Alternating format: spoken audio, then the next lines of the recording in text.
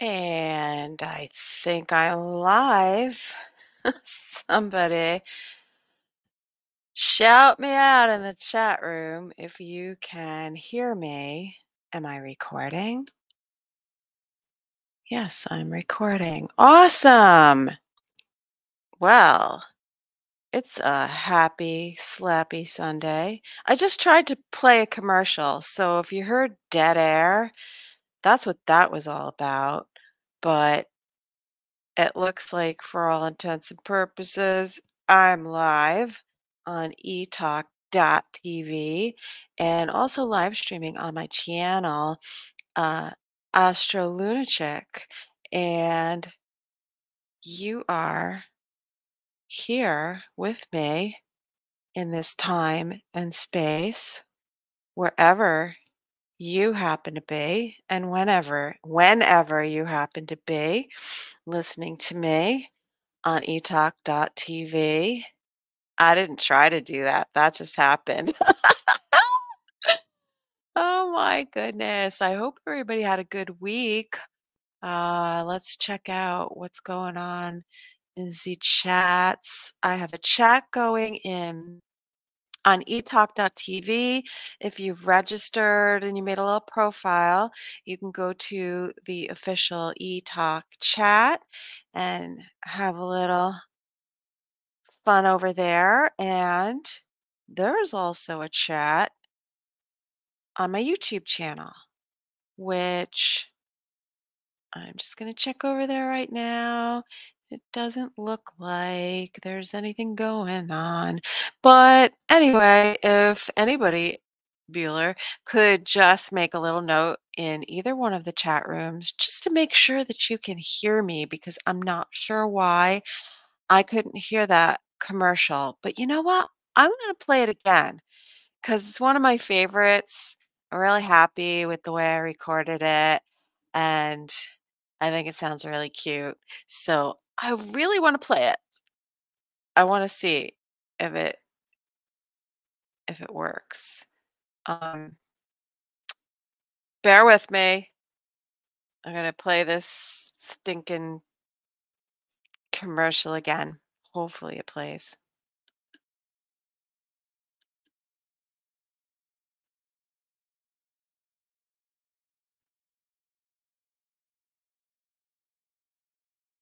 No, it's not playing. Never mind. Just never mind. It's not working, and that's fine. We'll just move right along.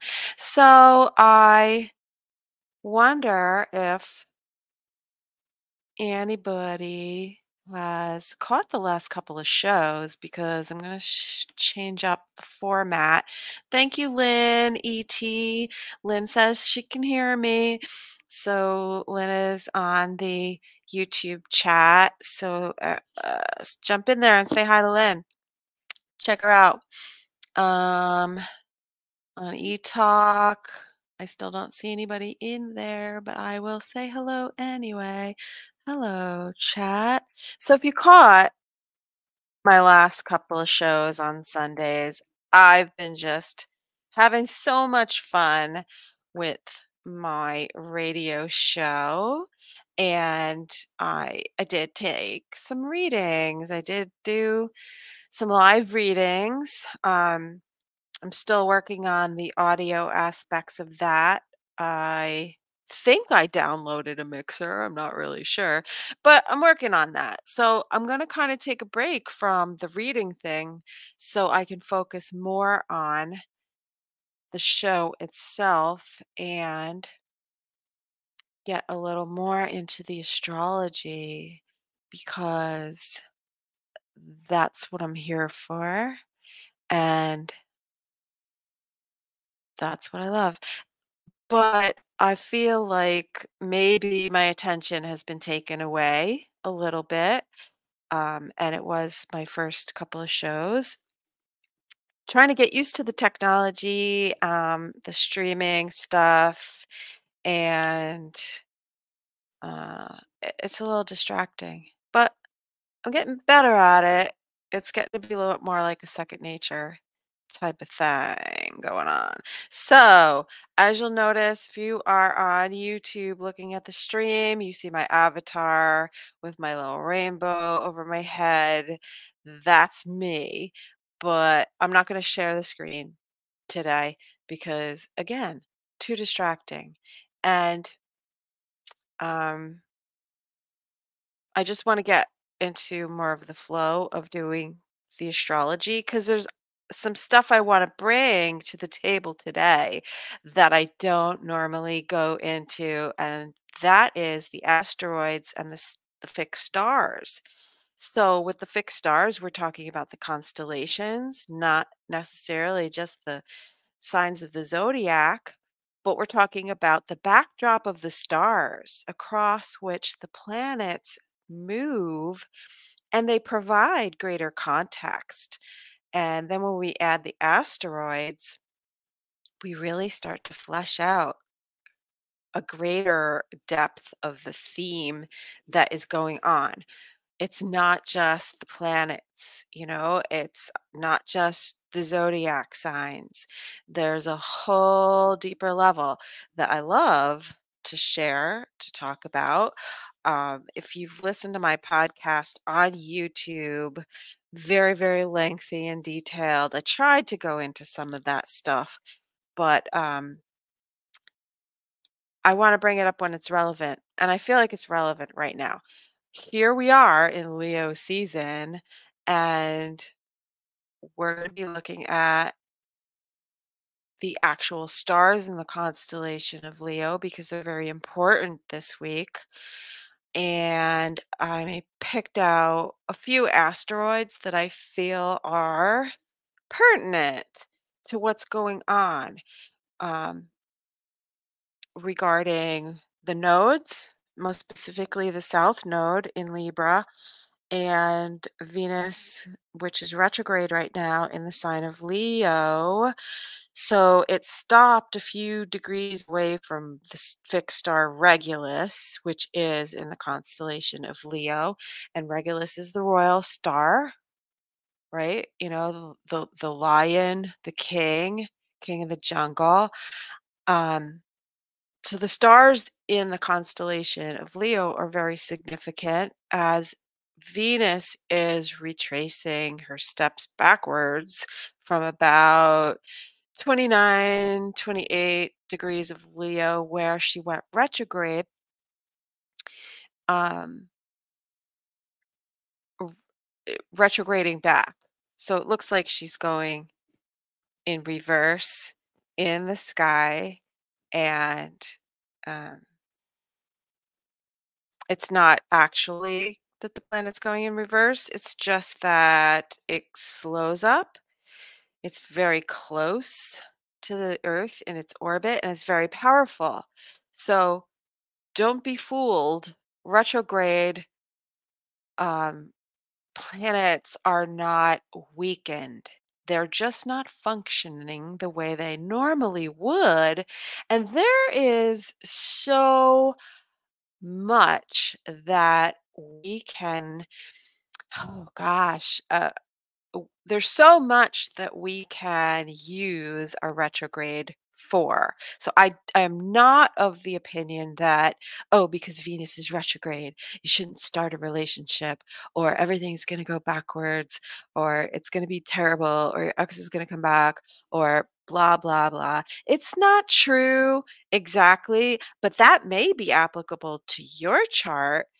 But across the board, there are deeper aspects of Venus, the planet, and what she's doing, plus where she is in the sky, which we're going to talk about in a moment. Um, we have to look at how that planet is functioning. Now, Venus conjunct the sun, which is going to do later on, that's part of what we're going to talk about. What she's going to do later on this week, um, conjunct the sun. I've heard different astrologers say different things about how Venus functions in this particular aspect. And some people think it's debilitated, and other people think it's very powerful. I don't think it's an either or thing. Um, so, I mean, that's just kind of the way I'm looking at things today. And this Venus retrograde has been really crazy because one thing I notice around this time of year, there's a lot of sensationalism that comes out. Um, it's a good time, obviously, when Hollywood wants to put out movies, right? But it's really that they're trying to capitalize on the energy of the time of Leo and get that blockbuster summer movie going, right? Anyway, um, let me just rewind a little bit before I get completely off topic because I want to make sure that I let everybody know where you can find me in this Leo Venus retrograde season of rebranding and putting yourself out there in a new way, which I am doing. Um, you can find me on etalk.tv, of course, where I'm streaming live right now. You can find me on YouTube if you're on etalk and you want to go over to YouTube and catch the replay. Um, After the live, you want to hear it again because you're like, oh my God, what the hell? Did she actually say that? Yeah. So you can find me on YouTube, AstroLunaChick. I am on Twitter, Facebook, and Instagram mainly. I have a Rumble channel. You can bookmark that and follow me because I'll probably be putting on videos eventually over there where I might want to maybe talk about stuff that I don't want to talk about on the YouTube. You know what I'm saying? Yeah, you know what I'm saying. What else? I have a Gilded channel. So there's an app, it's called Gilded, and it's like a chat app, sort of like Discord, mainly started, for gamers and stuff like that. But a lot of people use it for their podcasts and shows. So I have a Gilded chat, and if you go into the description on my YouTube video for today, there's a link for my Gilded chat. So you can use that link to go ahead and join the chat.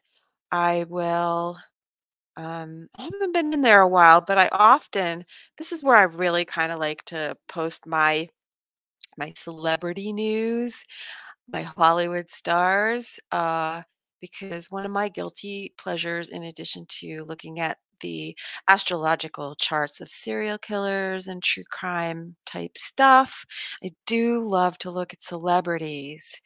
And Leo was really, really naughty. So if you go to I tweeted that this week. I was making some comments on her chart. Not to cast shade on her. I just like to look at where the planets are happening in somebody's chart when the collective is really talking about them. And Twitter is great for that. It's just amazing.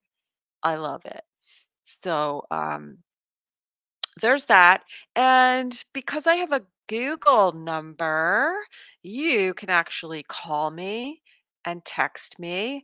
It's on private right now. So if you call it, like, it won't ring and it won't take your call, not right now. But you can leave me voicemails. So you can ask me questions and you can text. So normally I would say for booking information, email me at astrolunachick@gmail.com, which you can still do, but that's my phone number, my Google phone number. And you can text me and say, yo, bitch, what's up? What about a reading? How about this? What do you think about whatever? Uh, so for booking information, just to get the ball rolling, you could text me over there. So how about that? Catch me outside. Anyway, so I guess that's my shameless self promotion in a nutshell. I really wish I could play my commercial. Jeff, where are you? How come I can't play my commercial? My boss. Usually he's here. All right, whatever. So, yeah, so that's that. And that's where you can find me. I'm not hard to find. Astro Luna Chick. CK. All one word. I've pretty much like pissed on my territory on every single like social media app or anything where it requires making a profile. I've claimed it. So don't even front. Yeah, back to the astrology. We're going to talk about where we're at right now at this time in space. All right, it's August 6th, and you know how I love the numbers. Today is a 3-day. The moon is in Aries, which is pretty feisty. I'm not going to lie. The moon past couple of days in Aries, mm, well, yesterday it wasn't so great because the moon made a weird aspect to Mercury, and it kind of pissed me off because it was on my Saturn and I was having a hard time doing some stuff, my mercurial tasks in Virgo that I was trying to get done. Um, and so, moon in Aries making an inconjunct, which is an awkward aspect to planets in Virgo, Mercury and and sorry, um, Mars. So like you're trying to concentrate on stuff, and Aries is kind of distracting. It's impulsive. It wants it now and it gets pissed off when things aren't going right. So the moon in Aries just conjuncted a few hours ago. I don't know, like 6 hours ago. Conjuncted the asteroid Chiron. So we could have been having a little bit of an identity crisis, or um, if we're on the healing side of it, because Chiron is wounding and healing, if we're on the healing side of it, then maybe we're looking at how we are starting fresh to reinvent ourselves. Aries is the self, um, and how we want to put ourselves out there and move forward. The moon, sorry, yeah. Rewind, kind of overnight-ish, late yesterday, overnight-ish. The moon made a positive trining aspect to the sun. So I feel like health, vitality, inspiration, creative fire, efforts to assert ourselves and to really like feel good about ourselves. Leo wants to feel good about itself, and we are in Leo season, sun in Leo. It wants to shine, it wants to love and be loved. That is kind of the core essence of Leo. Leo is the heart chakra, the heart of the lion. Regulus, the star Regulus, royal star, royal fixed star, Corleone. Sound familiar? Corleone, the heart of the lion. So the lion is very proud and it wants to rule its kingdom. It wants to have admiration and loyalty, but we're working on relationships. And that's what we're going to talk about today. Now, I would like to think that I'm an expert on relationships, but it's not because I'm not an expert. I like to think that way. Like my Leo pride likes to think that I'm an expert in relationships, but really what it is that I am very focused on relationships. Um, really, really from the perspective of I'm trying to understand myself and understand other people and understand why my relationships have been quite literally so fucked up since before I was born. It started before I was born. So for me, I learn about relationships. I learn about who I am through my relationships. And why, you ask? Because I have the North Node in Aries and the South Node in Libra, where they are transiting right now. So I'm kind of like going through it, but as the collective is going through it, but I am able to bring my experience from my own personal um I'm able to bring a perspective from my own personal experiences. So, when I talk about myself, it's not because it's all about me. Well, it kind of is. But it's not. It's all about us, right? It's all about you in your life. It's all about me in my life. And it's all about learning to be our own sovereign self with the sun in Leo and to be able to create something, obviously of value. But how do you do that if you don't know who you are? And so for myself, I have struggled with codependency and understanding. All right, I can understand the concept of codependency, right? I mean, I've taken tons of courses in psychology, and you can read about it, but you don't really understand it until you look at yourself, right? And you look at your patterns in relationships. Where does this come from? What is the root of it? Obviously, it's family and family karma and the programming that we have, first of all, the karma we come in with. Like, our birth chart is a stamp, a time and space astrological sort of sigil to say this is the energy that we carry, and then we have our experiences and it's nature and it's nurture. But getting to the root of the issue is knowing yourself. So for me, and for many, many people, I'm not the only one. I am talking specifically about me because, well, not just because the moon is in Aries, and Aries is the self, but I'm talking about it because this is happening in my chart right now. So, what I have astrologically is the South Node in Libra conjunct the asteroid Narcissus. So, I've had to deal with narcissists.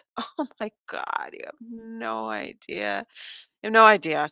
And, so obviously that's something from a past life that I'm bringing in, or if you don't believe in that and whatever, I cater to everybody, I speak to everybody. If you don't believe in that, then you could look at your south node as um something that you're releasing and you're trying to heal, maybe that comes from past family patterning, right? So it's encoded in your DNA already.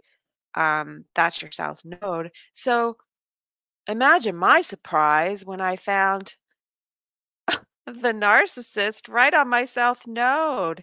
And everybody that I've dealt with of significance, like pretty much in the romantic sense, um, has had connections to my south node in some way, or I was having a transit to my south node when that stuff came up. So going through my family patterning and understanding, wow, I was raised by narcissists. Sorry, mom. Not sorry, dad.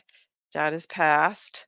I don't think dad ever realized, ever, what his ish was. But to my mom's credit, who is a Leo, by the way, ah, um, she got it. She finally got it.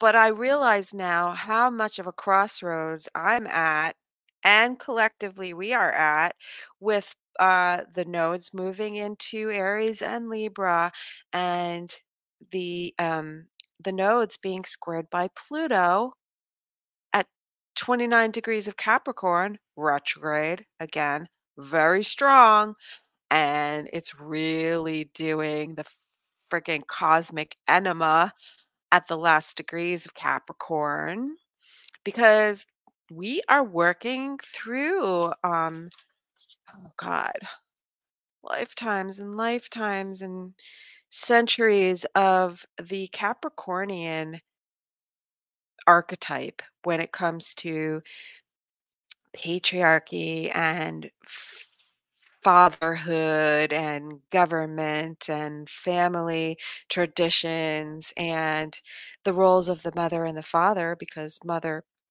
is Cancer and that's opposite, right?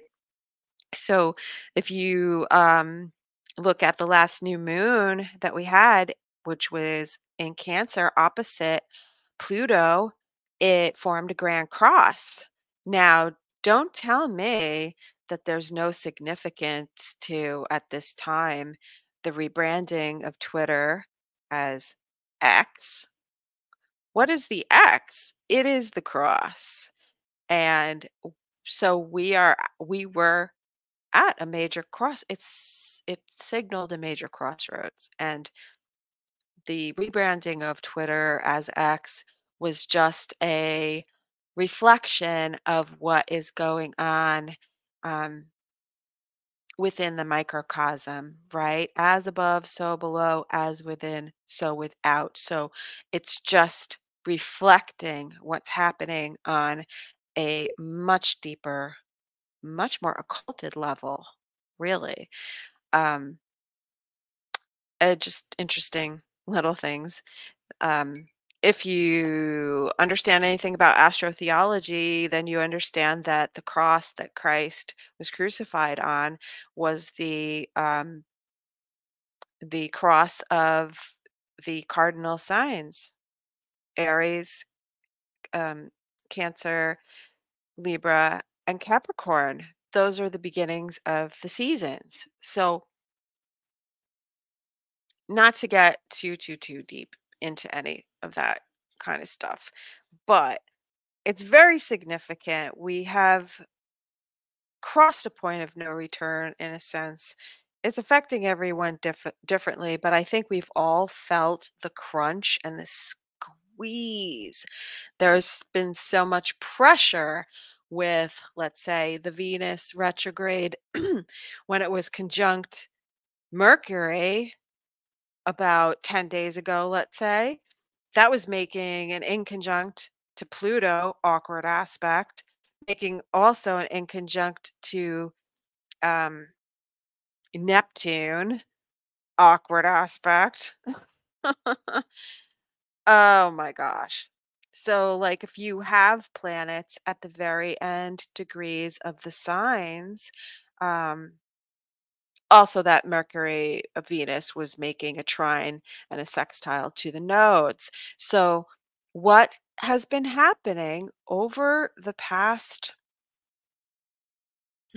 since the new moon, let's say week 2 weeks to 3 weeks, 2, 3 weeks is very, very important. Looking back on this, you'll see that it's very significant. But the reason why I bring the narcissism aspect into it is not just because I have it on the South Node. Transiting asteroid Narcissus is on the South Node. So not only do I have it in my chart, I have it as transit right now. So it's very, very pertinent and in my first and foremost in my vision because I'm living it in real time. You can know someone is a narcissist. I mean, you can know that they are, but when you are actually the recipient, let's say, I don't wanna say the target, the recipient of their narcissism, and you're experiencing it in real time, it's a shock. It's kind of a shock. Um, and I realized that I was highly triggered over the past couple of weeks having to deal with a certain person's narcissism. And listen, they're not an evil person. I love them dearly, actually. But when it totally bust wide open, it's like, "Oh my god." I mean, it hit me. So, when we talk from a spiritual perspective about an awakening, a spiritual awakening, um, being hit by a cosmic 2 by 4, and we are faced with certain patterns in our life and how they're, playing out and how we've been affected by them. Or it just comes up, because we see it. There's a real visceral physical response that goes along with that. Talk to any person who's got PTSD, who's been traumatized. When they get triggered, um, it's hard to think clearly. They have physical symptoms. They could get sick. Uh, you get the brain fog, the confusion, you know, it just PTSD shuts the body down, and prolonged stress and trauma can cause illness. So think about sometimes, when you're emotionally triggered by a situation in a relationship and you um, feel like you're overreacting and you don't know where it's coming from, realize that it is deeply rooted and there is something behind it, and it is something that needs to heal. So that's a lot about what is has been happening during the Venus retrograde, um, and even going back before she went retrograde, having to do with healing our selfhood, healing our identity, reclaiming our agency. Aries, uh, the sign of Aries has to do also with agency and the ability to act and make decisions for yourself, right? So we've been doing a lot of healing around that with Chiron and Aries. Chiron being the wounded healer. Chiron is also about the mind body connection. So where you have illness or disease or pain or discomfort, there is a mental and emotional component to that.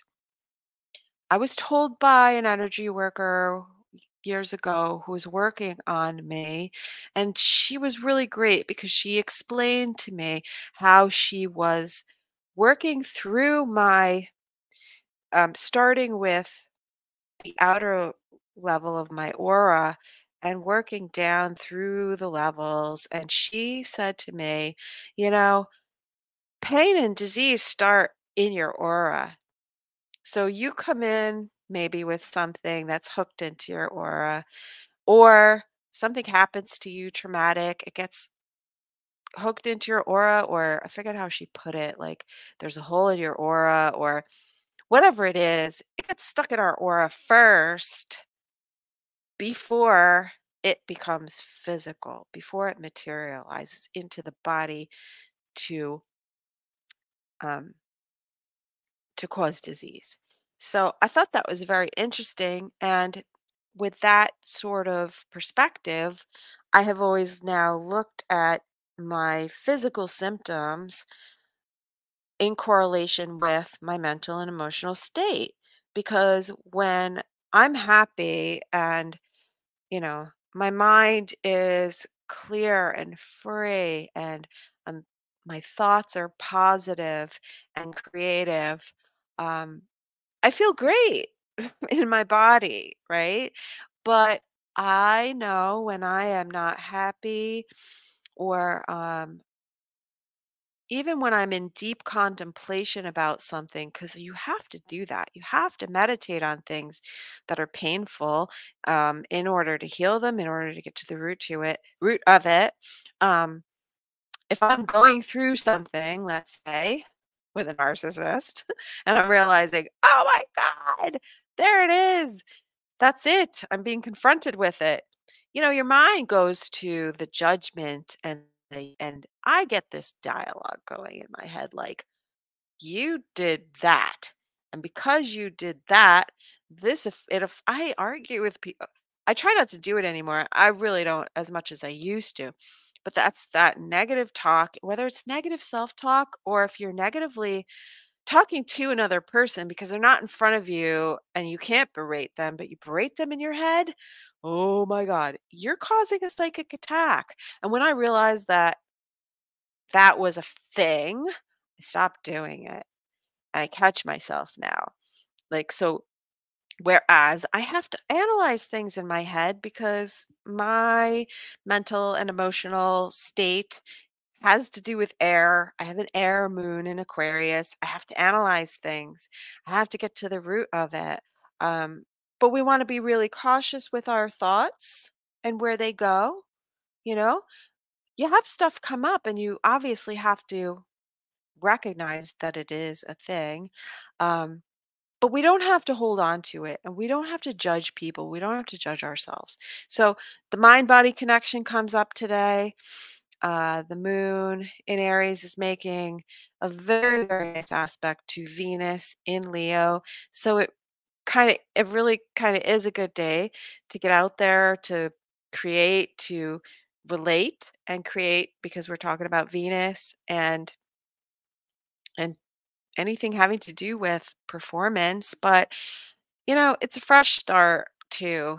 You can have a new perspective on your relationships and yourself and who you are in relationships, because we're all learning, right? We're all learning. Anyway, I said I was going to keep this to under an hour, and I am.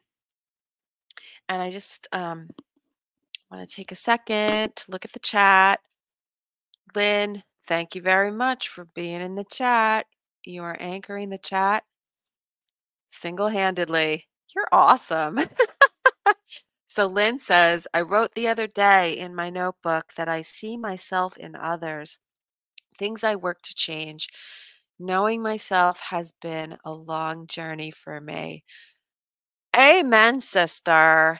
Let me tell you, we have to learn about ourselves through others. We have to come into contact with other people to play things out. Now, that's what we talk when we're talking about mirroring. When we mirror one another, I think we do that in two very significant ways. Either people mirror what we do, right? And then we pick it, like we point it out in other people. We recognize it like, holy crap, I do that. Or we could be a hypocrite and we can totally project on them, projectile vomit on them and say, you know what? You're a big show off and you brag and you're putting yourself out there. Who do you think you are? You're so full of yourself. Really? Like, really? Look at that person. Like, they want so much attention on social media and they're always like bragging about their achievements and self congratulatory, whatever. You know, I, I think we judge things in other people that we reject about ourselves, or we like really we want that attention, but we have been told it's not okay to want that attention. It's not okay to toot your own horn and show off and try to get attention, right? Well, I mean, I was told that. I my urge to perform actually really wanted that as a child. But my mother's parents were told, don't praise your child too much because then they'll get a big ego. Now, in part, that is true. And here's where I want to talk more about narcissists.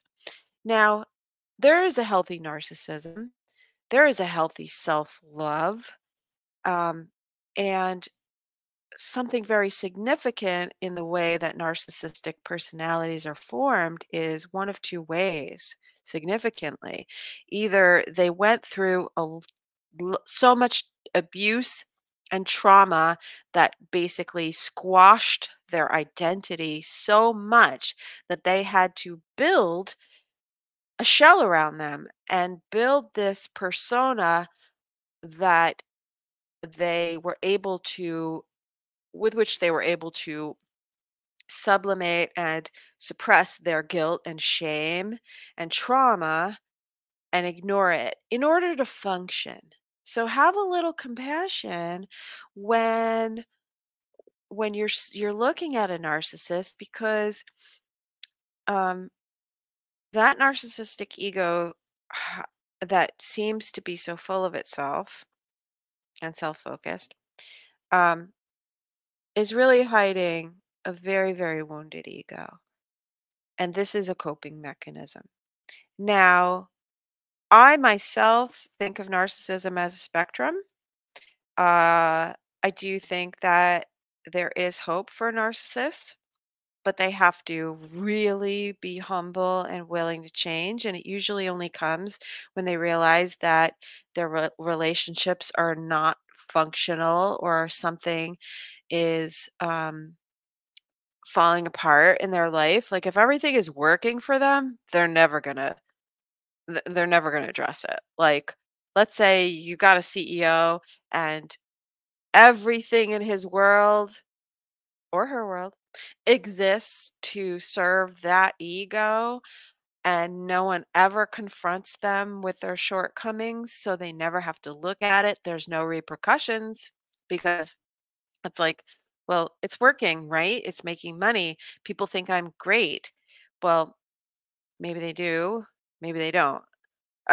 Maybe they're never gonna tell you what they really think of you, but, what do you care? You have all the money in the world.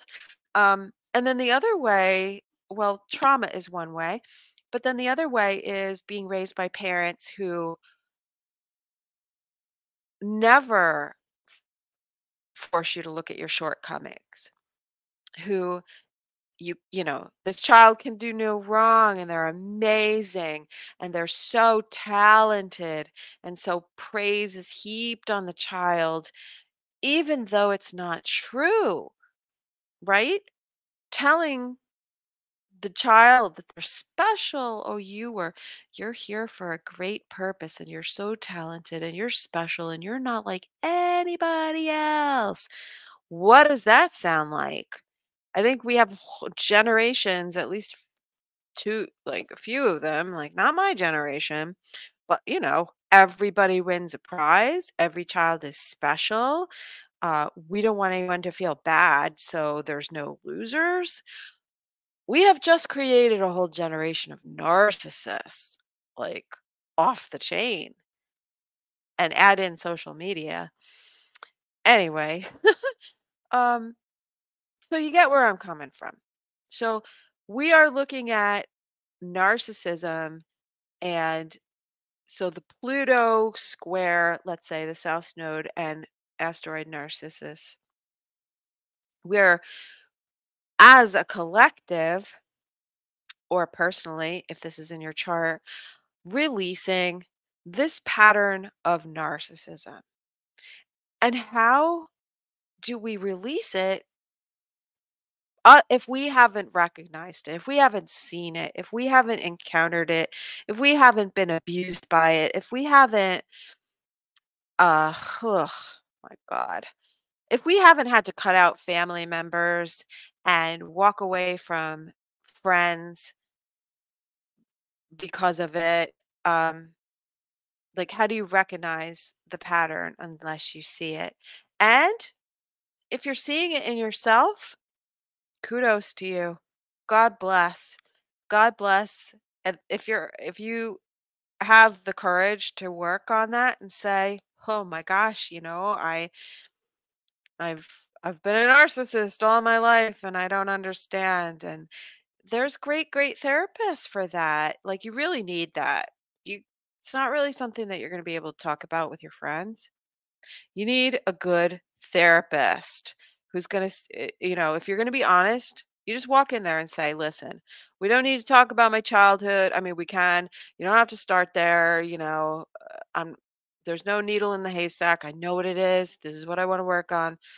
I think I'm a narcissist. I have narcissistic traits and I don't understand. And, my life is falling apart. I can't keep a partnership or friendships. Like, life is hollow because I'm not feeling fulfilled, right? You're not feeling fulfilled in the heart chakra. The heart chakra is shut down.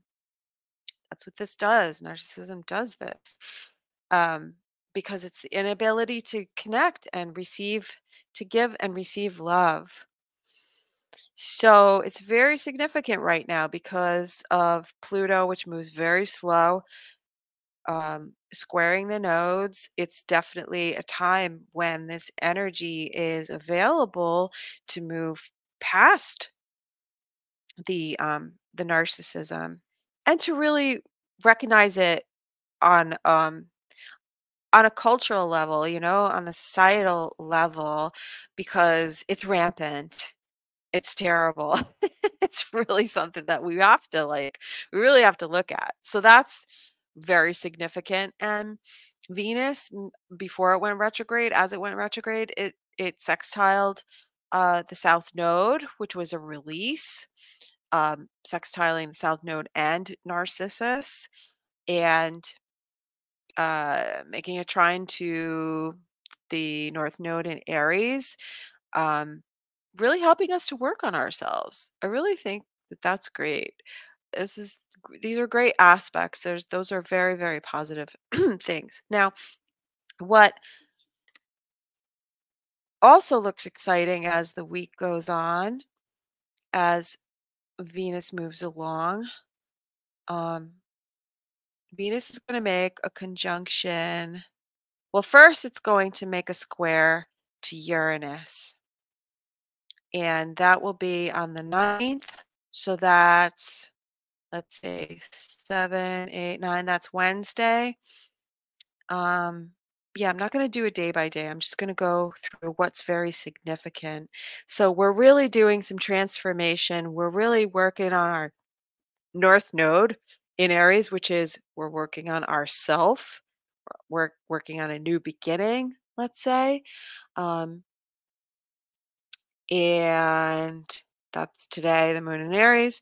And then tomorrow and Monday and Tuesday, the moon will be in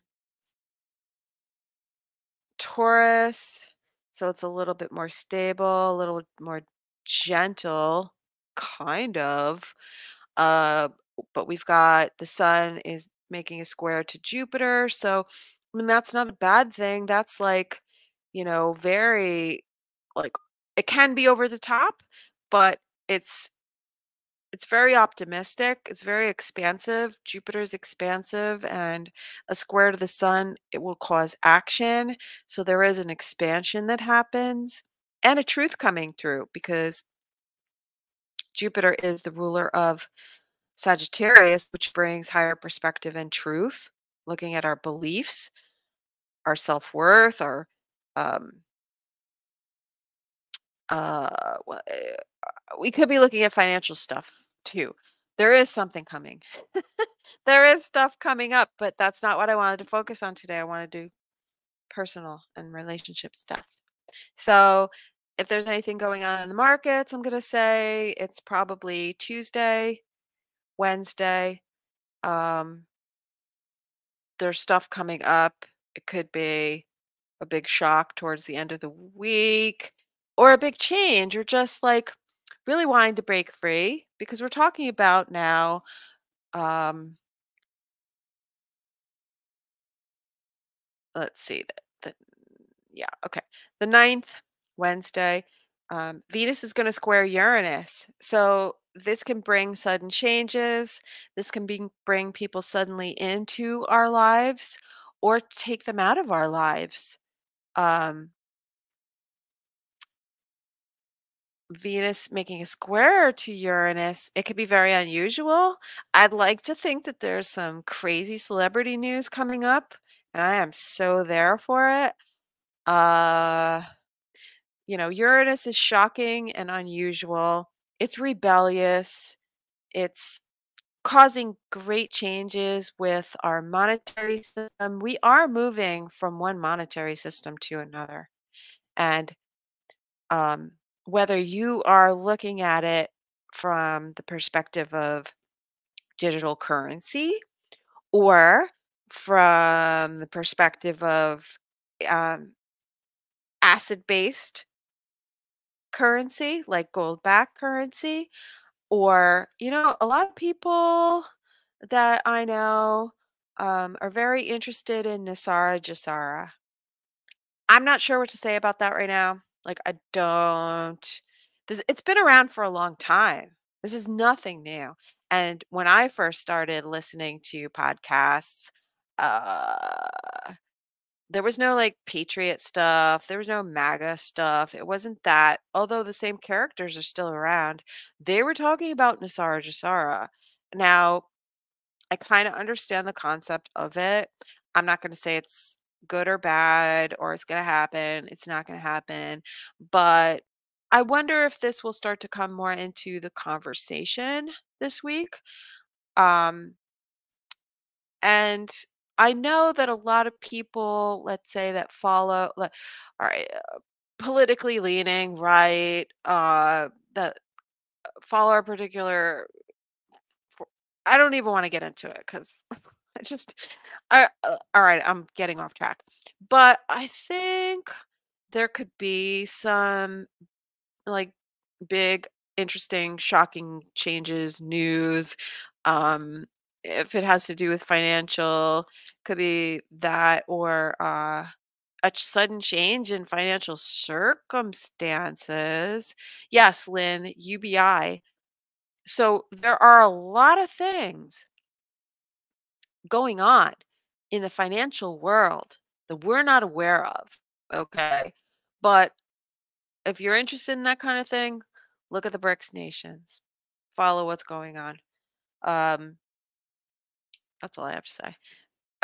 What does it have to do with in terms of relationships? There could be something destabilizing that happens if it is financial for certain people. It could be a total shift in values.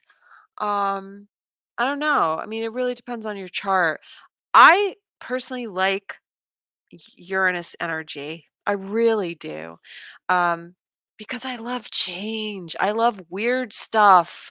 Uh, when I first started looking at astrology, I would look at things, I'd be like, oh my God, what's gonna happen? Is there going to be an earthquake? Is there going to be like a solar flare and the whole grid's going to go down and, anarchy is going to ensue?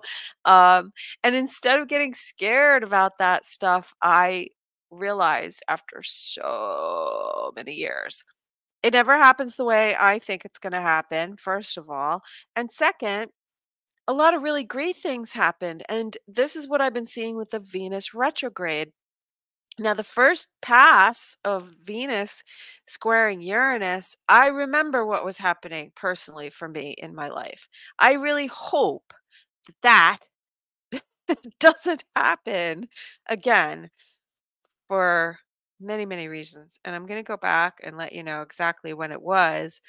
Well, it was with Mars. So that was crazy. It was at the end of July, I mean June, sorry. So think back to where you were at the end of June, like around June 28th. 28th, 29th, all right? There were shocking things that happened, and it's like not aftershocks, but pre-shocks, you know? The changes that are coming, whether it's personal or global, we're getting clues, and we have to learn how to discern those clues. And if it's financial, we don't, it doesn't fall overnight. We are being given options. We have options. And what happens when you go um, totally black pilled and you let fear dominate, it shuts your brain down and you can't make decisions. So you do nothing, right? You're paralyzed. But when you work through that fear and, you shift your focus, like think about reframing it, like, wow, this is the most exciting time. Like, this is the part in the movie where I realized that I could buy a certain stock. I'm not going to give advice. But I could make a certain investment, make a small change in my financial strategy, let's say, that is going to get me in 10 years, it's going to net me so much money. But what if I was afraid to do it? And I don't have to do everything overnight. And I could do it incrementally in small changes. That's what this energy is like. Because it'll be more difficult in the fall, I think.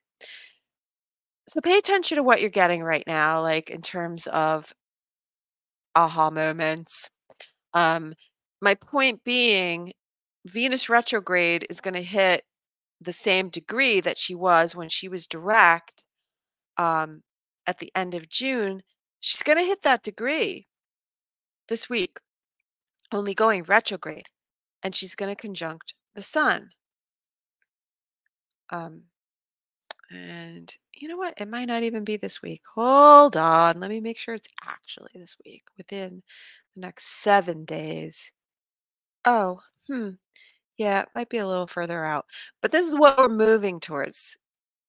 So we're carrying this energy because, all right, that's August 10th. So 7, yeah, it is this week. All right. Venus and the sun are going to make a conjunction. And that is called Venus combust in astrology, meaning she gets lost in the rays of the sun. Some people say that Venus is weak. I don't know about that.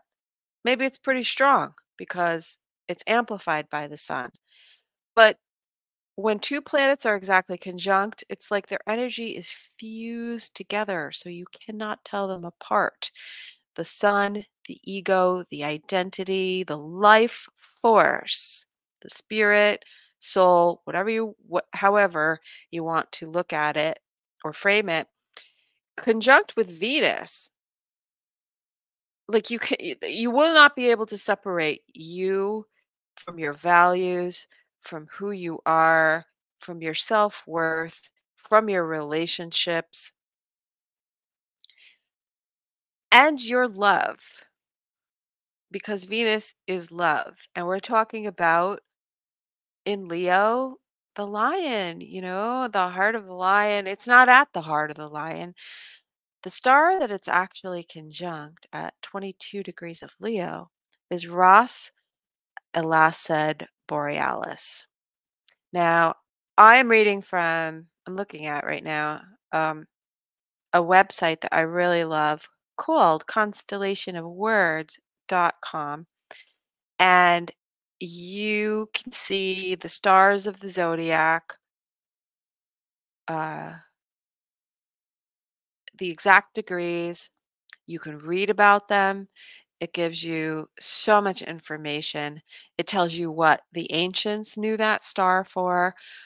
And it's really, really beautiful in terms of the archetypes, the mythology, and the energies represented by these stars. So, Ras Elased Borealis is an orange star on the head of the lion. And it's part of the lunar mansion. Lunar mansions are from Vedic astrology. They look at it's sections of the sky, nakshatras, and they have their own energy. Um, so this is part of the eighth nakshatra, and the name is Maga, Magha. Maga, Maga. What does that make you think of? Just saying, it's very interesting. I'm not for or against. I'm watching this movie, and to me, these people are characters. So, like, I don't even care. But I just thought that was kind of interesting. And that person that I'm talking about, political candidate, is a Leo rising. I think his ascendant is conjunct Mars and Regulus. So, kind of interesting. So, person not being named will probably be very, very, ins very, significant in the news during this period of time. And it is gonna it is this conjunction is going to square Uranus. So I would expect whatever you're dealing with, whether it's money, love, if there's politics involved, relationships of any kind, creative projects, this could be a reversal in a relationship, even in a situation, in someone's situation, whether it's financial, personal, legal, even. I don't know. Could be interesting. But the other thing about this star, RAS ELASED BOREALIS, is that okay, so the symbol of Maga, which is the nakshatra, all right? Maga is a nakshatra. The symbol of Maga, the nakshatra, Maga the mighty, was a house. And the regents, also known as rulers, were the Petries, which are the spirits of the dead ancestors or fathers. So, to me, in total, if I'm looking at several different things that are going on astrologically, the Venus Sun conjunction, um, the significance of the nodes moving into Aries and Libra, the self and the other, relationships, fairness and balance, um, squaring Pluto, which is a major transformation. I feel like it's a major transformation within the collective unconscious where in some way the the spirits of the dead ancestors are speaking. Now, what does that mean? Like maybe I'm not a medium, but I understand mediumship and I know people who are mediums, and I would think that coming through mediumistically, there could be people speaking to their ancestors, no doubt.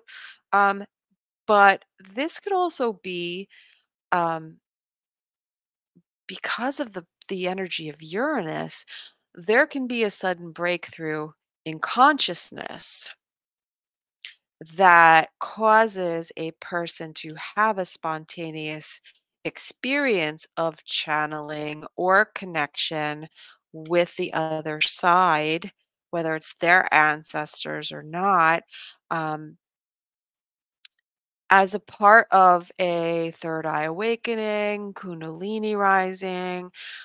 There is,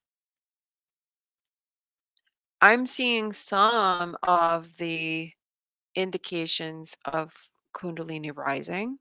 Now, Kundalini is an energy that is in the human body, if you understand that it is coiled at the bottom of the spine and it raises.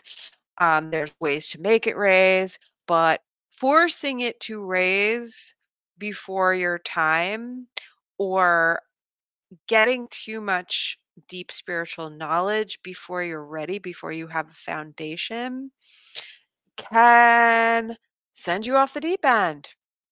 It can make you think you're Jesus or Mary Magdalene or Persephone or whatever. Um, so now the earth itself has a Kundalini energy, and there are certain alignments in astrology with the planets that uh, activate Kundalini. And if you're having those transits, it would activate Kundalini in you.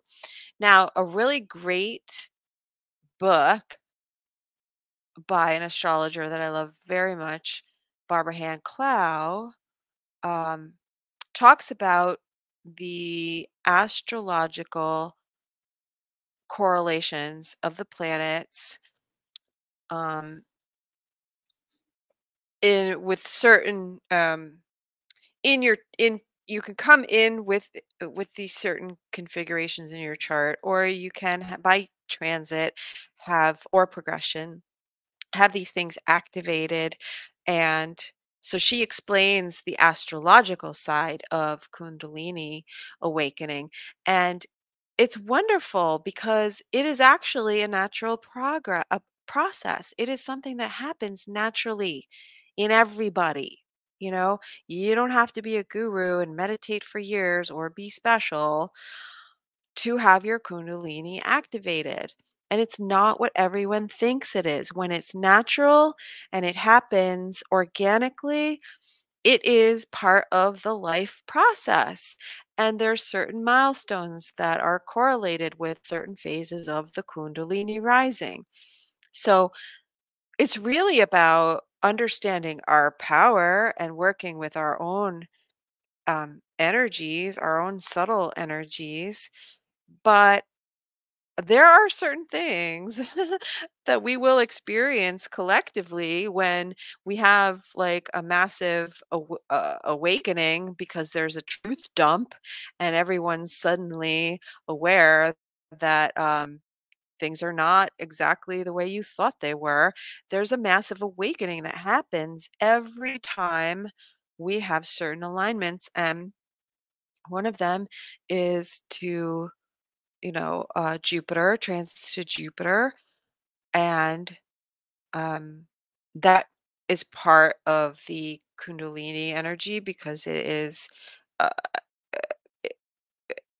well, Uranus rules electricity. It also rules the electrical impulses in the body. So there's your Kundalini, right? And the electromagnetics of the earth. So, um, there are just certain times when we have massive awakenings happening on the planet. It just happens that way. So I think this Venus conjunct the sun, um, it's happening. Really, I want to say it's happening. Well, I'm going to start with Venus square to Uranus on the well, it's close enough today, but it'll be exact on the 9th. And then there's also this thing of the Lion's Gate. Oh my God. I don't wanna, well, I'm not gonna put it down and I'm not gonna but I'm not a new age type astrologer. I know some people might think that I am that, but I'm really not, in the sense that I don't follow certain things like, you know, do your manifestations because it's the 8-8 Lions Gate and, Sirius is rising. Um, if you understand what is actually going on with these energies, I'd be careful about what you try to tap into, because these things can destroy you if you understand. And that's what I'm talking about. Now, I said I was going to talk about the stars. I said I was going to talk about the asteroids. Now I'm going to talk about the Sabian symbols. Then I'm going to tie it all together. And then I'm going to go because I think it's a lake day. I haven't been to the lake. I need the beach. Beach is life. Actually, really, it's the sun. So the Sabian symbols, if you are not familiar with them, please Google them. They are amazing. There's a symbol for every degree of the zodiac, and it gets you so deep. Like you could go layers deep if you're looking at, the asteroid, and then you're looking at if there's an asteroid on that degree, then you're looking at the stars, if there's anything significant in the zodiac, in the constellations. Then you can look at the Sabian symbols because I'm not going to go into it, but they were channeled by a um, a medium, and I believe she was blind, and Anyway, they were channeled. So she gave basically an image for each degree. And I want to read to you the degree of 22.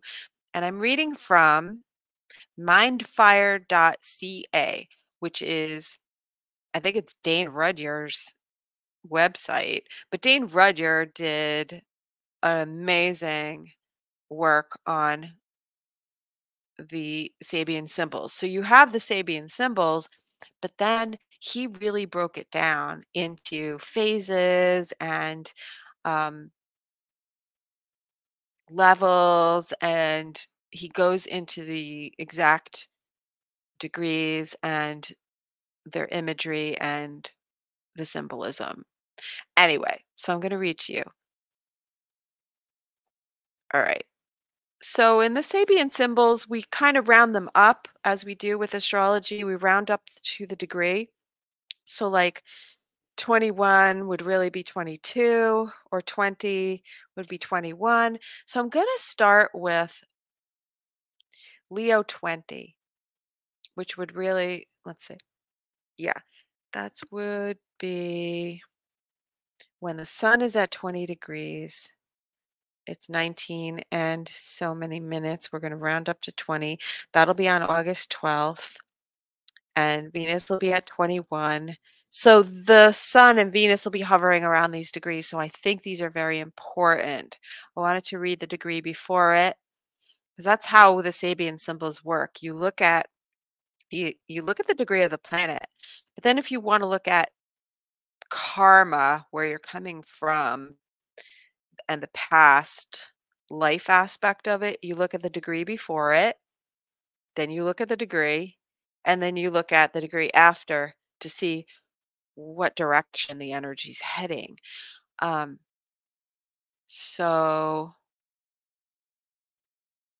19 degrees of Leo is a houseboat party, which talks about enjoyment of temporary freedom from rigidly structured social behavior. I mean, this fits right in with Leo, you know, summertime, having fun, being social. So it's freedom from social rigidity. And then we go to Leo 20. Zuni Indians perform a ritual to the sun, which is about a return to the glorification of natural energies. And it is about identification through worship. So, identification through worship, well, what does that really mean? And according to Dane Rudyard, it's talking about the natural man in the way that man connects himself consciously to the source of all life on earth. So, excuse me. I mean, people worship, we have religions, but really the object of our worship, the only thing that we can do is create a symbol or an icon. And this is really just symbolic of what that energy actually means, the source of all life on earth, right? What does God mean? Or what is if you have if you have a pantheon, what are those specific gods about, and what is worship? How we identify with God through worship, right? And then Leo 21, intoxicated chickens dizzily flap their wings trying to fly. This is a fun degree, right? How's that for imagery?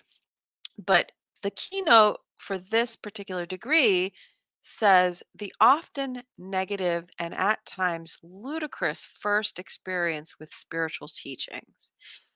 So, our first download, let's say, when we're having like this big epiphany or aha, right? w- How we experience it is usually very visceral, like it's very emotional, it's feeling high and intoxicated, right?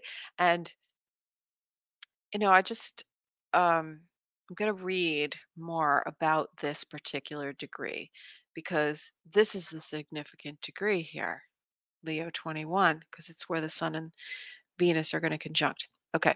In near in Eastern symbolism, wine, intoxication, and vineyards always refer to ecstatic experiences and to the contact with mystical or occult schools. We're talking about the hidden or occult meaning of wine, intoxication, vineyards, ecstasy, right?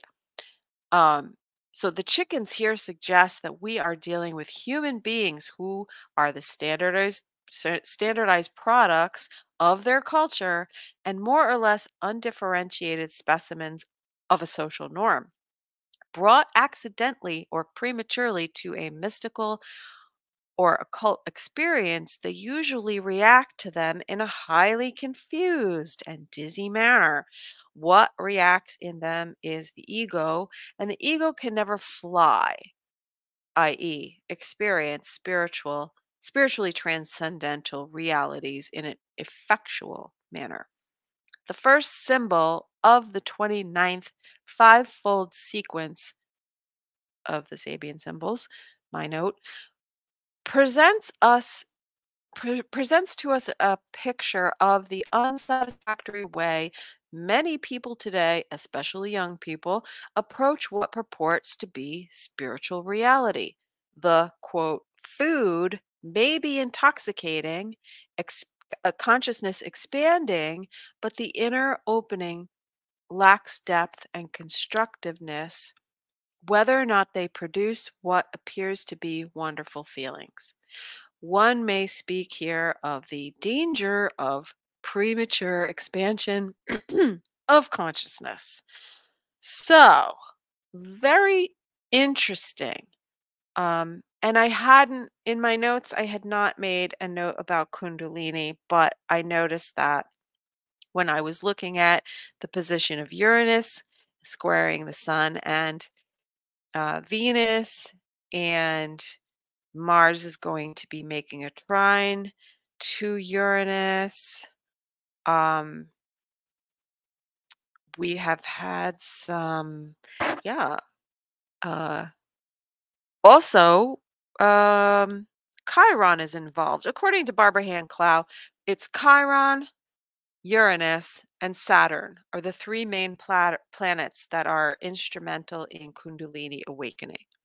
So let's say if you had really difficult aspects to those planets natally, you might have an early or forced Kundalini awakening, which could it can cause problems in the body. It could blow out your circuits as far as your nervous system. It can mess with your mental health. Um, I mean, this could be where we could, I don't know, but I'm saying it could be the root of certain psychiatric disorders. There is a book, and I'm not sure who it was by, called, I want to say it's Stanislav Grof, Spiritual Emergency, which is really like bad Kundalini happening. um, and Incidentally, people did end up in the mental wards in the 60s when everyone was doing this Kundalini yoga, which they were not ready for. And those yogis were using the sexual energy of uh, their followers because the Kundalini is linked into the sexual energy. So we're not going to talk about sex in the cities today, the cities being the superpowers, but that is a thing. Um, but it's the idea of when you get too much too soon and you we react from an ego place because we don't know really what to make of this. And so it is kind of the dangers of too much, of too soon, of too quick.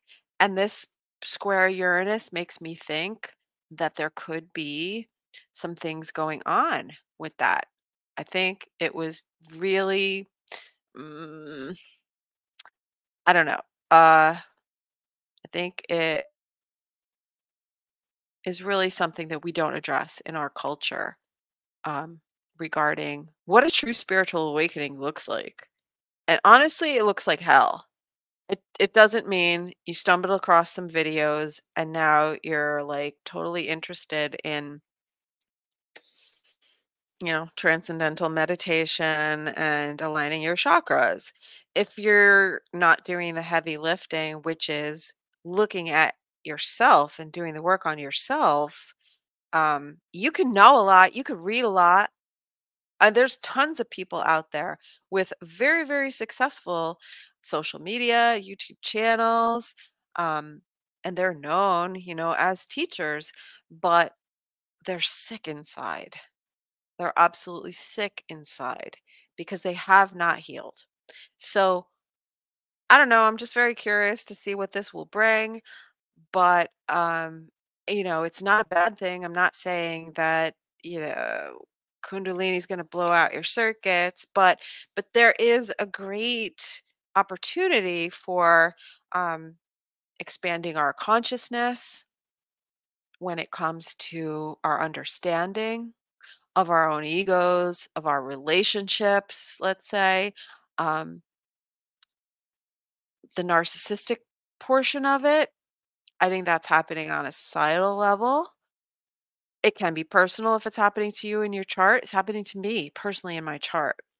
So it is something that I've had to confront many times in family members, in friends, in lovers.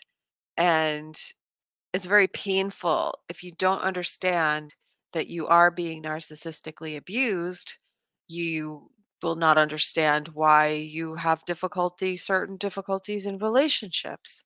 And um, so we're talking to the narcissist and we're talking to the victims of the narcissist. So the more we learn about narcissism, the more we can protect ourselves from being taken advantage of or being abused by a narcissist.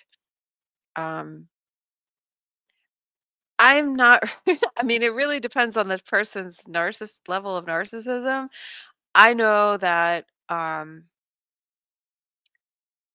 Thomas Sheridan, someone who I really, really follow, I have followed for many years.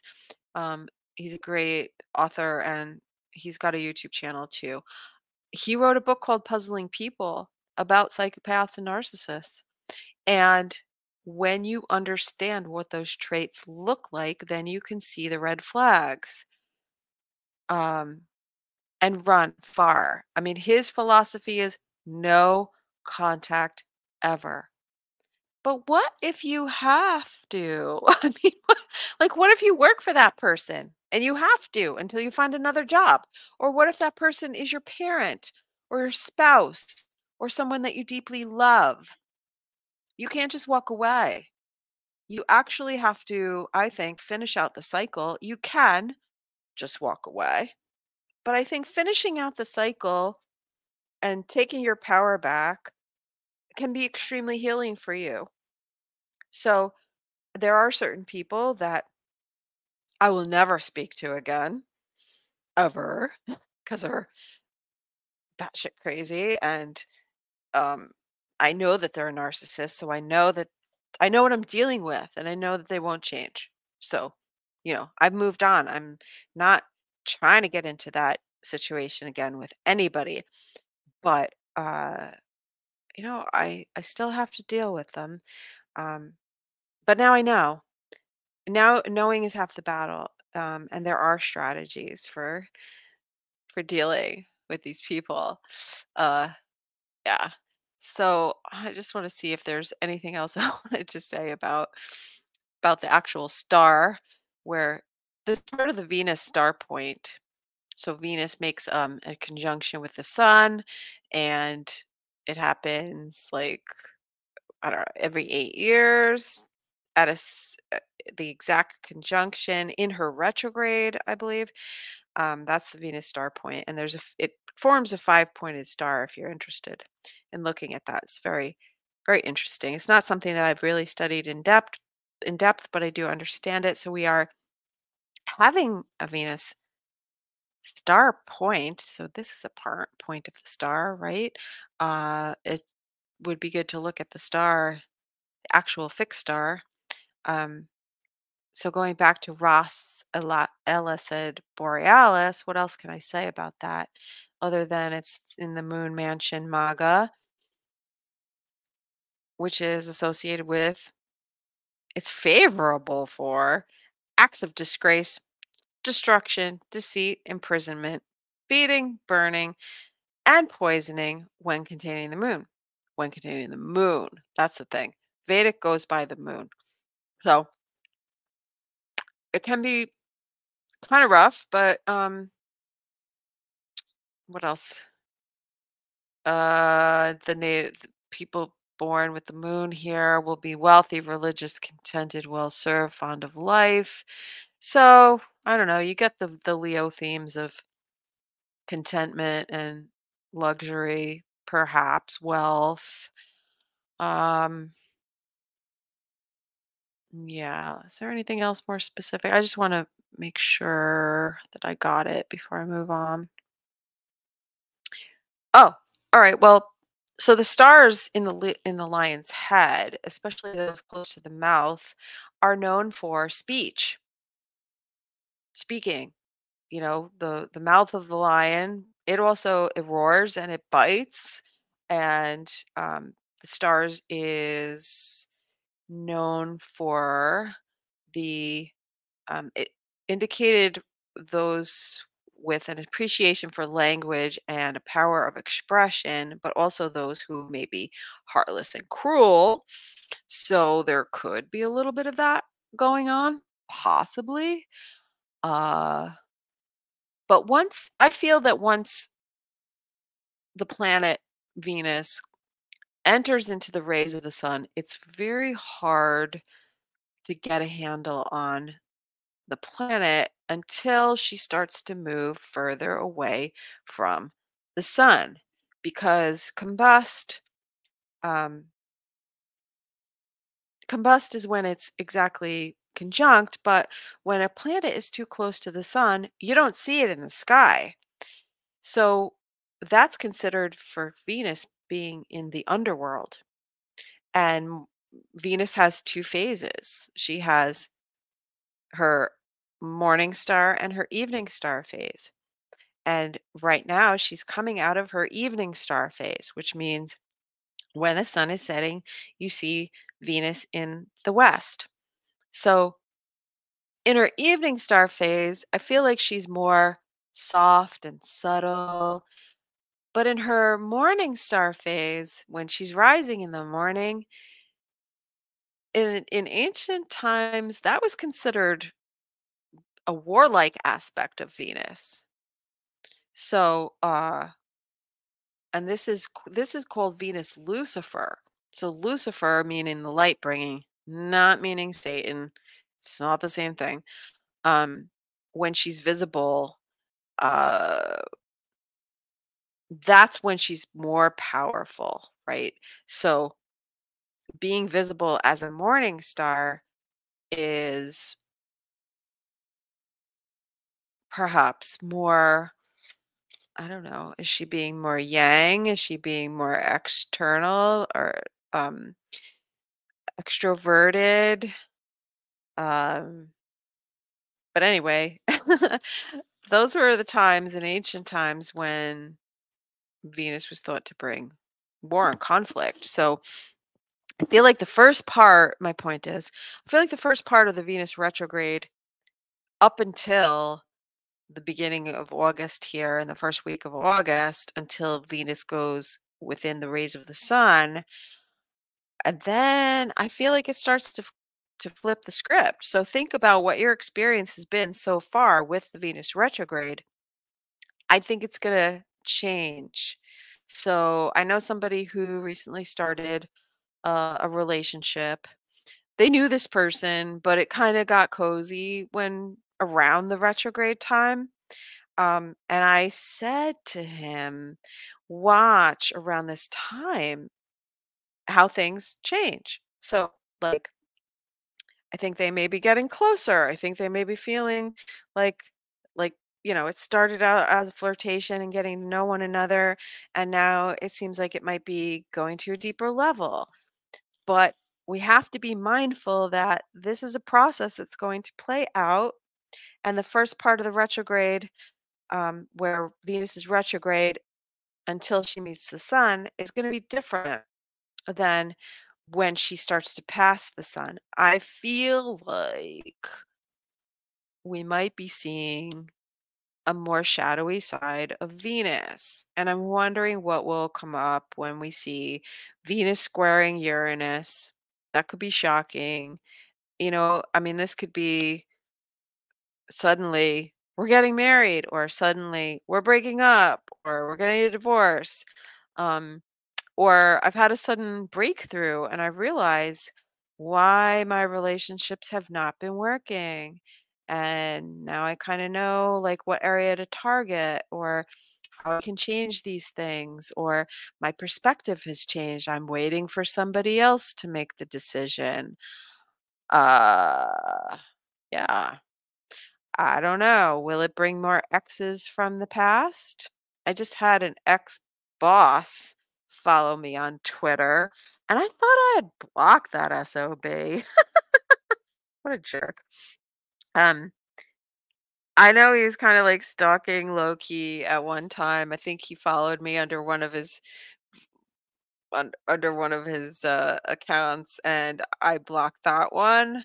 But now I blocked anyone that remotely looks like it could be him. It's kind of funny. It's like, ew, go away. No, no, no. Um, yeah, so this will be a significant day or time period. It's 3:33 on the clock.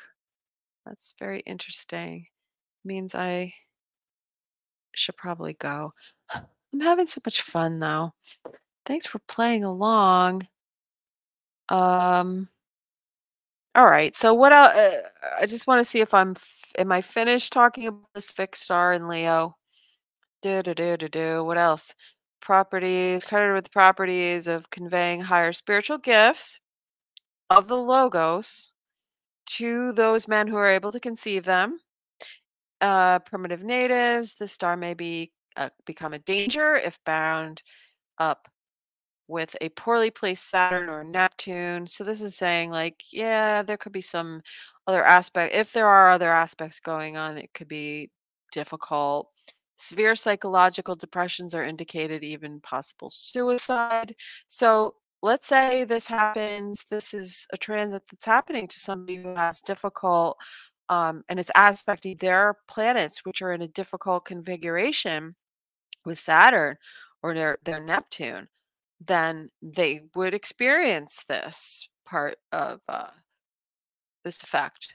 Anyway, um, I thought this was interesting. Otto von Bismarck had this star positioned exactly conjunct his ascendant.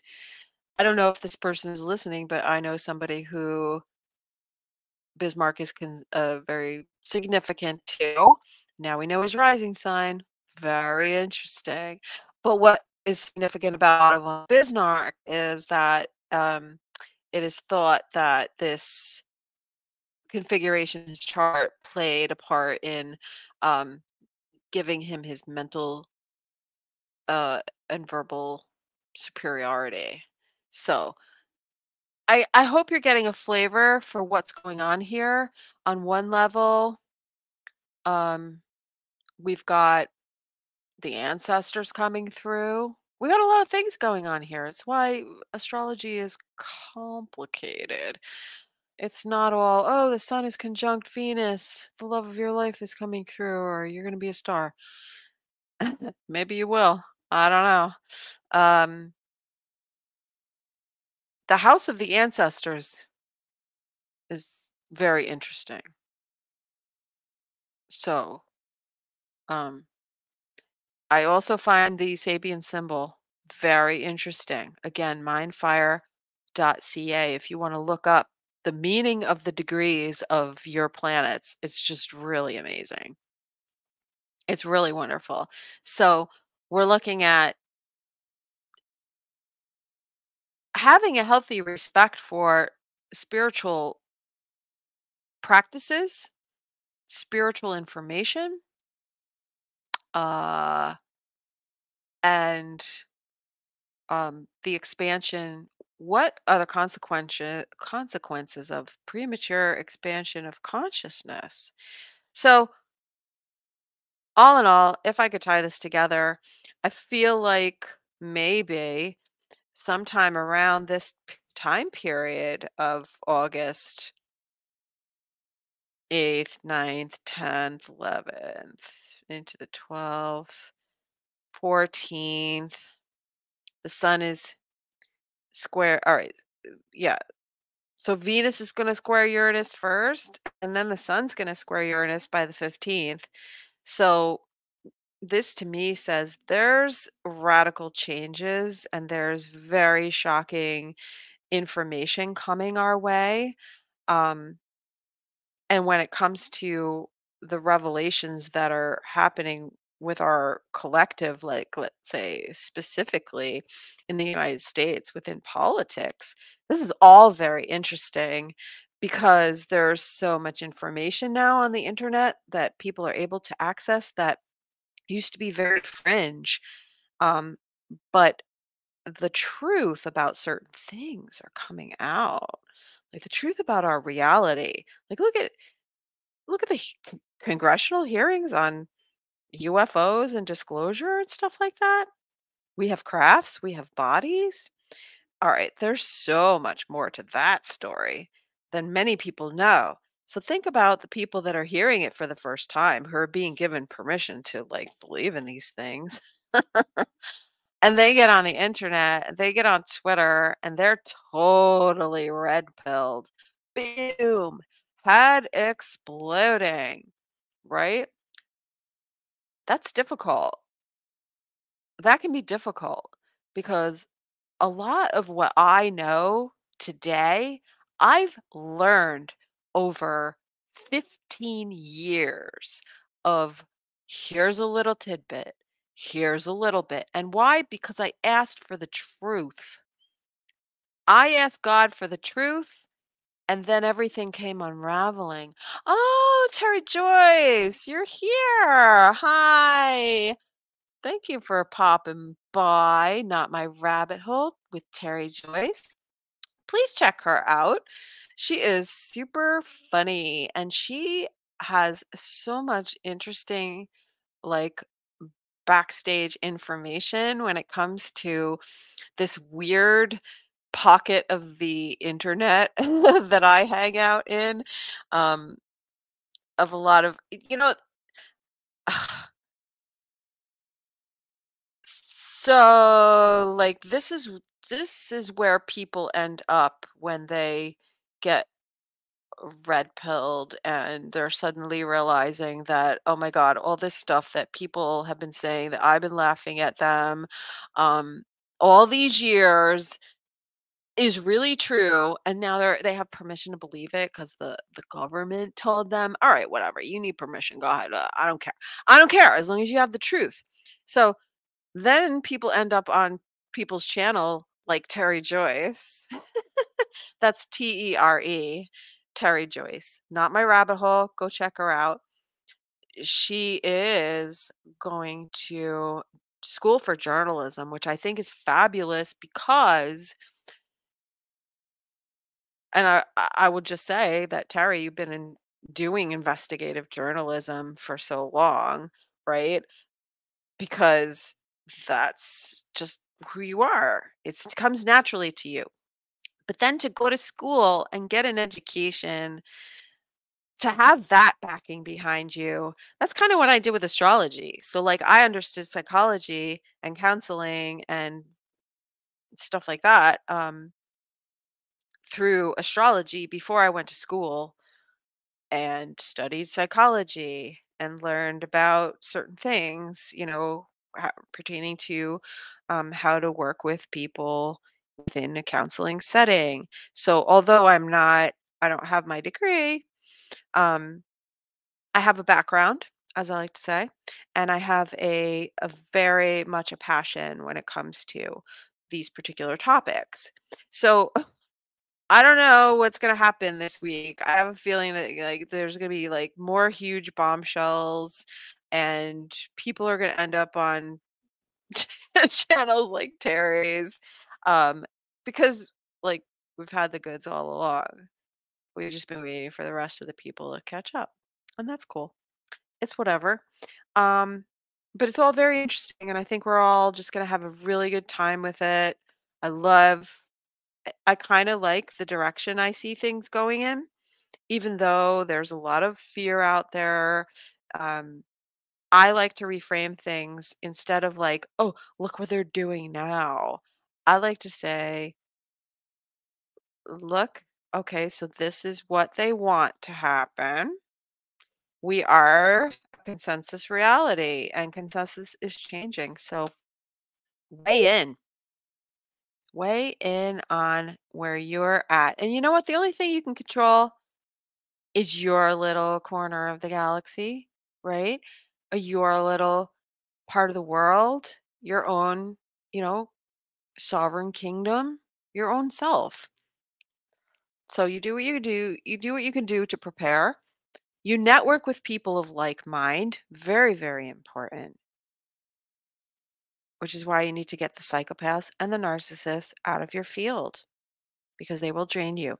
You know, narcissists tap into your solar plexus. Here's another little tidbit. And here's something to think about with this Venus and Sun conjunction in Leo. Leo represents the solar plexus. That's the seat of our creativity and our passion and our self confidence. So, what you'll notice is they will stroke you and like build you up. And meanwhile, they're drawing off that energy because like they start to feel really good, you know? Um, and then when they go, you feel depleted because they've just vampirized your energy. Because what they do is they hook into your solar plexus. So, what's the first thing that you understand when you get out of a relationship with one of these types of people is that you realize how much your self esteem has taken a beating because you have been in a relationship with the type of person that can only feel good about themselves when you are when you're low. So they're putting you down, they're wearing you down. They, you know, even if they're not directly doing it, um,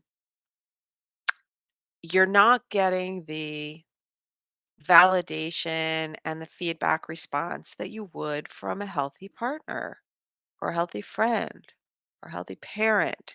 So your self esteem suffers, your charisma and your personal magnetism suffers.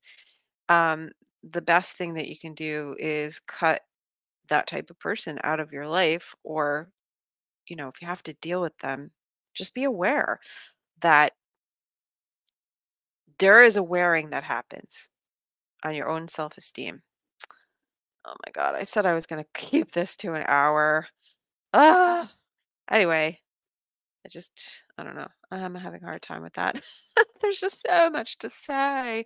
So, uh, I think we could be possibly, if we're confronting that dynamic again within relationships and being able to release things, maybe towards the third week in August when the sun would be making a sextile to the South Node, releasing. The mood would be on the South Node, crossing the South Node around that time, August 21st. And um, the we we would have that asteroid again, Narcissus.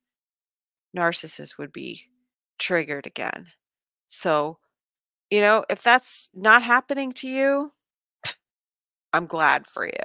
But if you have to confront it, this might be the time that it comes up, possibly. Uh, anyway, I mean, the best way to look at things when we are looking at it in another person is to ask ourselves, do I do that? Am I doing that? Is that me? When I'm identifying a certain behavior in someone, I first have to say, do I do that? Is that person mirroring me? Is that something I need to look at? Like if I'm irritated and I'm telling this, telling somebody, if I'm calling somebody out on doing something, I better look at myself first, right? I better not be doing that. And if I am doing that, then maybe be a little bit more compassionate towards the person and like, you know, not be so self-righteous. But first, do I do it? Okay, if I don't do it, then I have to look at what is my reaction to it, right? Because you can only control yourself. You're only responsible for yourself and how you respond. And that's a lot about what is going on with the Venus retrograde and relationships and having to deal with certain personality types and how it detracts from our energy. It leaves us wiped out because we're fighting a battle that we can't win. And we're learning about ourselves, right? We're learning what a better response might be or a better strategy within relationships and how to deal with it. Um, Maybe looking at what part of it, what part of this, what part am I playing in all of this? Because absolutely we have a role, right? We have a role. There are two people, let's say, there's us and then the other person or more in a dynamic. And so you can't put the blame on the other person exclusively, or you just take a really detached look, for, like pan the camera back and say, oh, in this drama, Susan is playing the victim and the X is playing like the perpetrator, right? What if Susan didn't show up? What if Susan didn't engage? What if Susan laughed in X's face? What if Susan used it as a teaching moment, right? So we all have a choice. We have a choice on how we show up. But I'm telling you, like you have to have compassion for yourself because in the moment when you are triggered, you have to realize physiologically, mentally, emotionally, and physiologically, you have a go to reaction. And healing that trauma and PTSD is understanding your trauma, the pain, let's say, and healing it, knowing where it came from, and then recognizing the reaction, whether it's a physical symptom or just how you handle the situation and talk to the person. What is your strategy? What's your go-to? And then mapping it out. All right, Lynn? Yeah, knee-jerk reactions. Oh, you're welcome. I've enjoyed it. I mean, it's not a problem for me to go this long. It's a problem for me not to go this long. But I'm glad you enjoyed it, Lynn, and thank you for hanging out this whole time. You rock, sister. And Terry Joyce.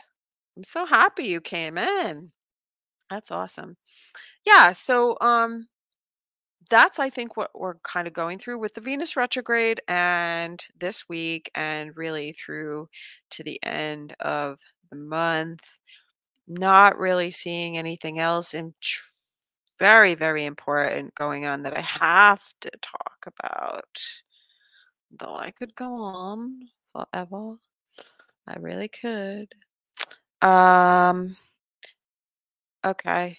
I really feel like relationships are going to change Like I said, the first part of the retrograde where Venus was heading towards the sun until she meets the sun, and she meets the sun on exactly August 13th. But it'll happen like give it a space of like 2 or 3 days to unfold because I feel like things are going to change and shift. It doesn't have to be bad. It's just that the storyline is going to change. Things are going to change, but we can also change, right? We can rewrite our story. We can reframe our script. And I expect good things. I don't expect like horrible things to come from this, but I actually really like radical change and shocking, interesting things. I mean, it it won't be a boring news day. Let's just put it that way. And so, like, if you're somebody who reports on social media, who reports on the news or, celebrity gossip or stuff like that, um, this is a primo day. Clear your clear your calendar and say, I'm gonna go out there and get that story. That's right. Embrace the change. I love change. I hate boring.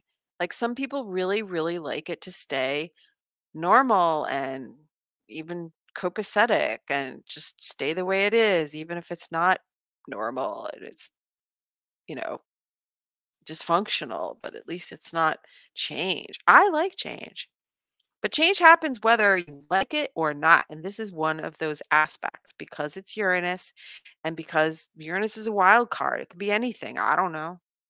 I really actually didn't look at the degrees of Uranus, but I should, right? I absolutely should. I could, but I'm running out of time. Anyway, I guess that's pretty much where I want to leave it from here. Um, Venus is still hanging out with Lilith all week.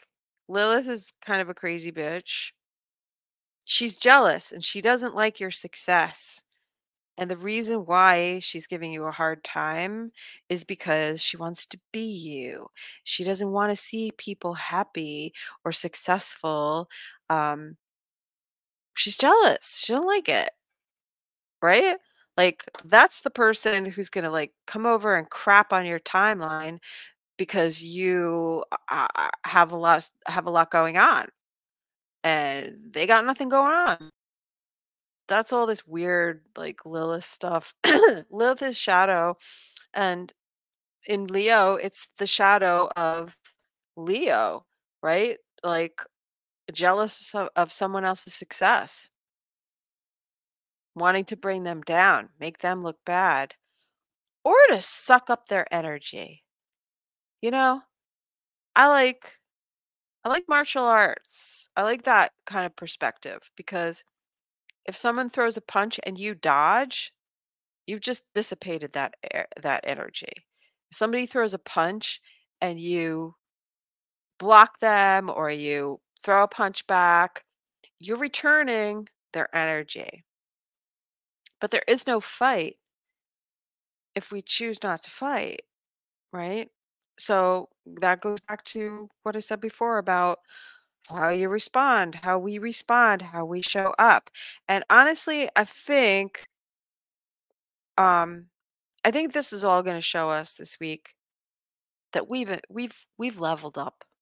We have improved. We're going to look at it and be like, I would have responded so much differently in the past, but I know my self-worth now. That's all that Leo stuff, the self-worth, knowing who you are, knowing that you are a sovereign. Like we're sovereign individuals.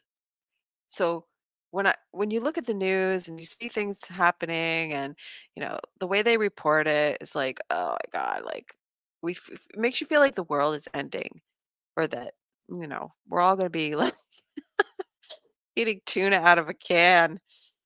I actually like tuna, but uh, it's that kind of thing. But we could be more optimistic. We don't have to have that particular experience. It's not necessarily, it might happen. Some things might happen, but it's never going to be the way they're portraying it. And you have to ask, what is the motive? What are they trying to get us to do? Right? What is the reaction that someone is looking for? Anyone. What is their reaction? What is our reaction? What is their agenda? What is the point? And what is our expected reaction? And what happens when you don't react the way you normally would? Hmm. Throw them for a loop. Don't react the way you normally would this week. Anyway, that pretty much wraps up AstroLunaChick's Guide to the Universe. If you are interested in connecting on social media, I have a lot of fun on Twitter. I love laughing and making fun of things on Twitter. And I like keeping up with the news and all of the weird stuff that goes on Twitter. So you can find me on Twitter, AstroLunaChick. I'm on Instagram. I'm on the Facebook. I'm on the YouTube. And I'm on etalk.tv, where I am streaming live right now. I'm streaming to both, but I won't always do that. I'm going to separate them in the future. So make note. I will probably do live readings again next week if you're interested. You want to pop in and get a reading. My number is 914-222-1231. So when I take calls, that's the number I'll be taking them on. It's shut down right now, but you can call me and you can leave a voice message. We can chit chat. You can text me. Works like a regular phone number and all that. It's a Google Voice thing. Um, except like it rolls over, not to my phone, except for like when it's on or when I'm on the air taking calls. So yeah. So if you're interested in having a reading, I'm really flexible with the way those go. I like to have a conversation with people and find out what it is they're looking for. I'm also mindful of people's budgets.